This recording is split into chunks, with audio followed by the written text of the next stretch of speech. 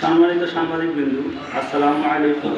আমি মোহাম্মদ মেহেদি হাসান, বয়স 26, পিতা মৃত মোকসেদ আলী শেখ, গ্রাম চারমাথা গোদারপাড়া সরকারপাড়া, ওয়ার্ড 15, বগুড়া সদর পৌরসভা, বগুড়া। অত্যন্ত দুঃখের সহিত জানাচ্ছি যে গত 24/2/2025 তারিখে রোজ সোমবার সন্ধ্যা আনুমানিক 7টায় আমার বাড়ির পাশে অন্ধকার গলিতে নষ্ট বৈদ্যুতিক লাইট ও ঝুঁকিপূর্ণ তার ঠিক করে নেওয়ার সময় স্থানীয় মাদক ব্যবসায়ী মালু ও তার স্ত্রী জয়না বানু অন্ধকার রাস্তা আলোকিত করার কাজে বাধা দেয়। কারণ রাস্তা আলোকিত থাকলে তার মাদক ব্যবসার ক্ষতি হবে এবং সবার চোখে পড়বে। এমত অবস্থায় প্রতিবেশীরা আমাকে লাইট ঠিক করার কাজে সহযোগিতা করে। পরিপ্রেক্ষিতে ক্ষিপ্ত হয়ে উক্ত মাদক ব্যবসায়ী পরিবার অস্ত্র শস্ত্র সহকারে আক্রমণ করিতে আসে। তাদের মধ্যে মালুর ভাতিজা রাকিব, রিমন এবং মোস্তাকিম ধারালো ছুরি দিয়ে হত্যার উদ্দেশ্যে আমার পিঠে একাধিক গুরুতর জখম করে। রক্তাক্ত হইয়া আমি মাটিতে লুটিয়া পড়িলে অন্যান্য হামলাকারীরা আমার শরীরের বিভিন্ন অংশে রড, এসএস পাইপ, লাঠি দিয়ে আঘাত করিতে থাকে।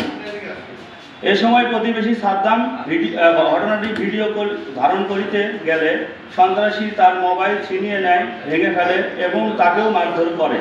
এমন অবস্থায় আমার চিৎকার শুনিয়া আশেপাশের লোকজন জড়ো হইলে সন্ত্রাসীরা পালিয়ে যায়।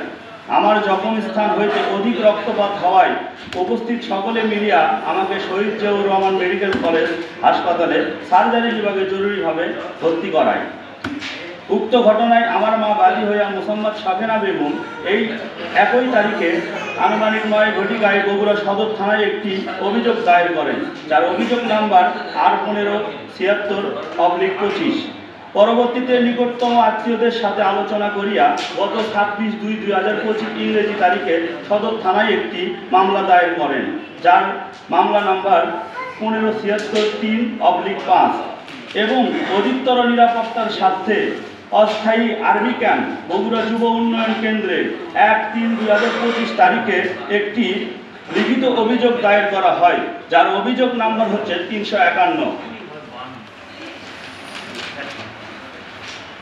মামলার প্রেক্ষিতে পুলিশ সদস্যগণ গ্রেপ্তার অভিযান চালানোর আগে মামলা নথিভুক্ত হওয়ার মাত্র 5 দিনের মধ্যে অতি দ্রুত সময়ে 3/3/2025 তারিখে অনৈতিক শক্তি খাটিয়ে মাদক কারবারি মালু ও জয়না বানু জামিন নেন।